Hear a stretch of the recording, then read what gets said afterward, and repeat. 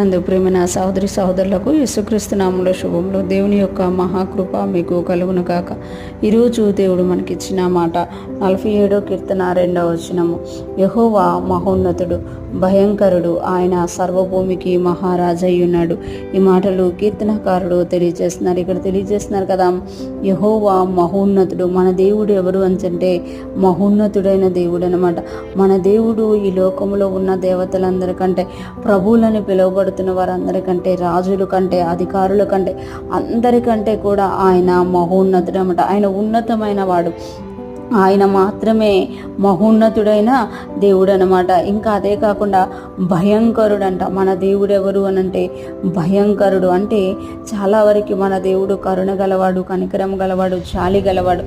అది ఎవరికి అనంటే పిల్లలకి. కానీ పిల్లలకి వ్యతిరేకంగా ఎవరైతే లేస్తారో ఆ శత్రువులకు మాత్రం మన దేవుడు భయంకరుడు అనమాట. ఎప్పుడైతే ఒక పాప, ఒక పిల్లడు వాళ్ళ తండ్రి దగ్గర ఉంటారో వాళ్ళకి తండ్రి ఎలా ఉంటాడు అనంటే సౌమ్యంగా, శాంతంగా ఉంటాడు.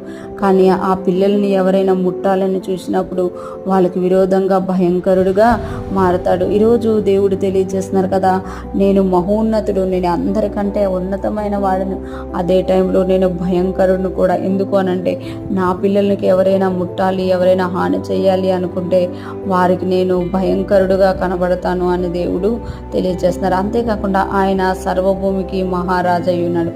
ఆయన సర్వభూమికి మహారాజయ్య ఉన్నాడు.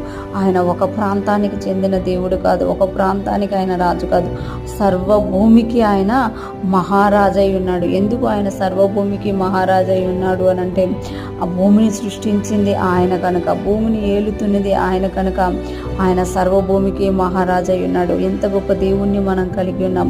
మన దేవుడు మహోన్నతుడు, మన దేవుడు భయంకరుడు, మన దేవుడు సర్వభూమికి మహారాజయ్య ఉన్నాడు. ఇంత గొప్పతనం కలిగి ఉండి కూడా యేసయ్య మన కొరకు తన మహిమను విడిచిపెట్టి వచ్చి మన కొరకు సిలువలో మరణించి మన పాపాలను క్షమించి ఆ మహారాజు యొక్క పిల్లలముగా మనం బ్రతకాలని, ఆ సర్వభూమికి మహారాజయ్య ఉన్న పిల్లలము మనము అని తెలియచేయాలని దేవుడు మనల్ని రక్షించుకున్నారు. ఈరోజు ఫ్రెష్ మనం వింటున్న ప్రతి ఒక్కరూ జ్ఞాపకం చేసుకోవాలి, దేవుడు మనల్ని ఎంత ప్రేమిస్తున్నారో చూడండి.